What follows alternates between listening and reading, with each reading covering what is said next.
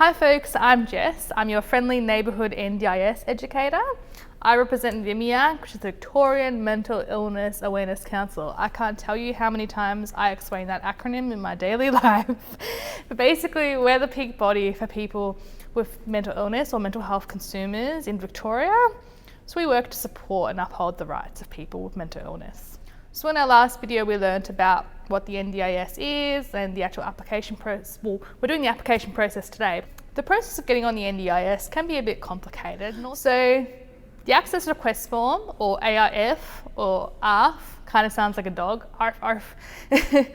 That form needs to be submitted within 28 days of you receiving it, which doesn't really leave you enough time to go and see your specialist and get forms written and signed. So it's really a good idea to start gathering your evidence before you get the form. It seems a bit counterintuitive, but it actually will make the process a lot less stressful. So when you're gathering your evidence, the most important thing to do is to make your invisible illness visible.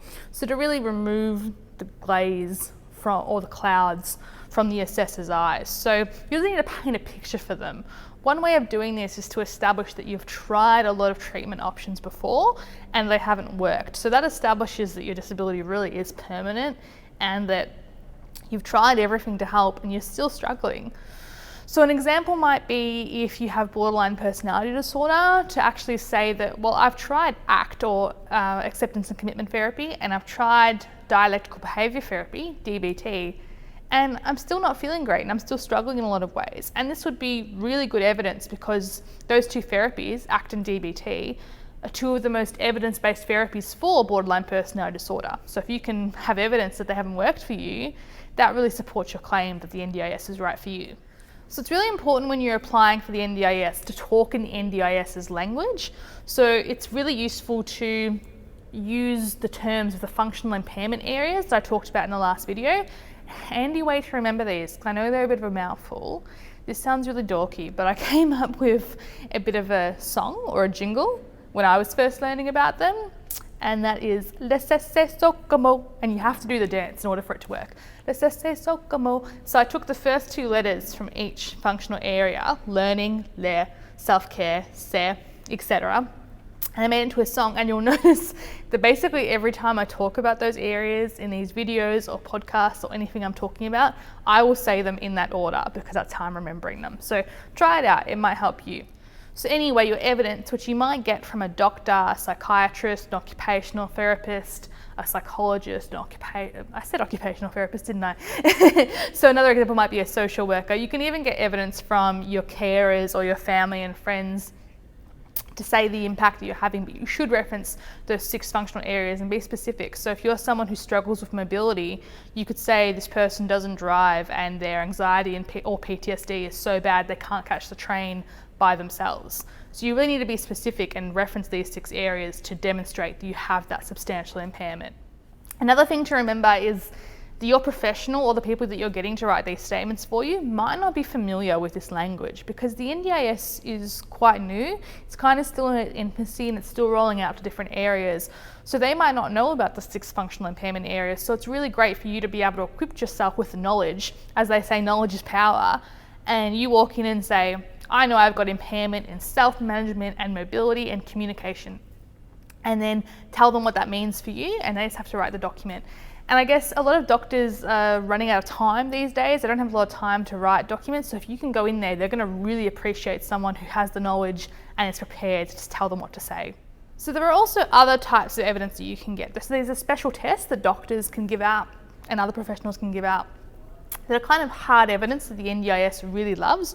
So for example, there's a test called the Life Skills Profile 16, which is a 16-item questionnaire which basically establishes the seriousness of the impairment caused by your disability. And this is looked upon quite favourably by the NDIS because they can just look at it, look at your score. It's not always nice being reduced to a score, I'll admit that, but it's a really useful piece of evidence that they can just look at and understand really easily. I'd like to pause to acknowledge for a moment how difficult it can be emotionally applying for the NDIS because it's sort of, as you can tell, a model of deficit. So instead of perhaps your psychologist or your professionals might like to talk about your strengths, it sort of forces you to focus on your limitations and your deficits, which can be really confronting and really challenging and upsetting. And so it's really important to sort of look after yourself and still understand that this is just a framework the NDIS are using and putting you in. It makes their job easier, but it doesn't really define you or your experience. So you've got your evidence. What's the next step? Well, you get your access request form, like I mentioned earlier. And honestly, who else hates filling in forms? I can't stand it. Bureaucracy just drives me up the wall.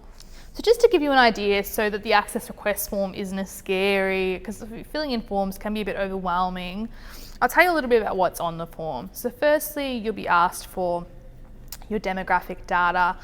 You'll be asked questions about, for example, what's your best contact details, and not just contact details for you, but also for any carers or partners or any legal professionals.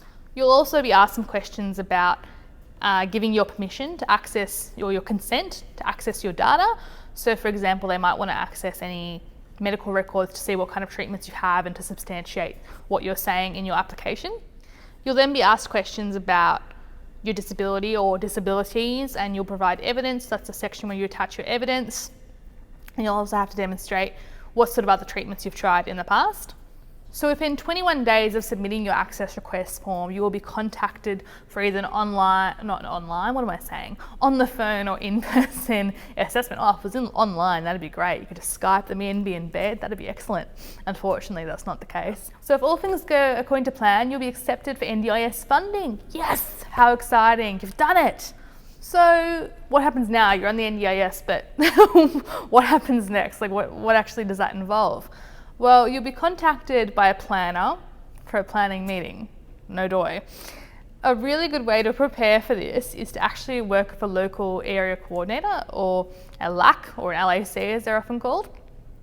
And you can basically go through the planning process before you meet your planner. So it gives you a bit of practice. So for example, you'll be given the opportunity to goal set and come up with what goals are important to you and what kind of life you want to live.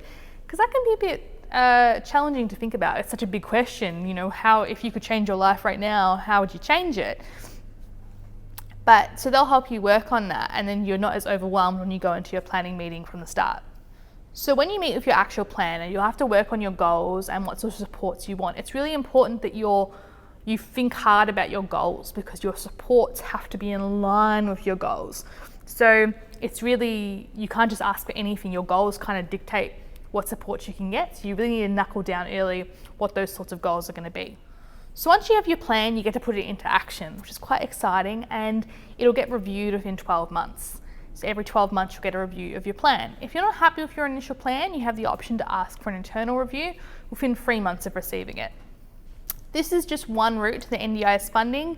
It seems like the most simple one. You just follow the steps and there you are in the NDIS, but there are many other ways to access NDIS funding, such as reviews and appeals, and it can be quite a long and arduous process, which we'll talk about in future videos. For more information on the NDIS, you can visit our website. It's VMIAC, VMIAC, and we'll have lots of different resources in there about, we're developing a new website at the moment, so hopefully we'll have some new stuff up there by the time this goes up.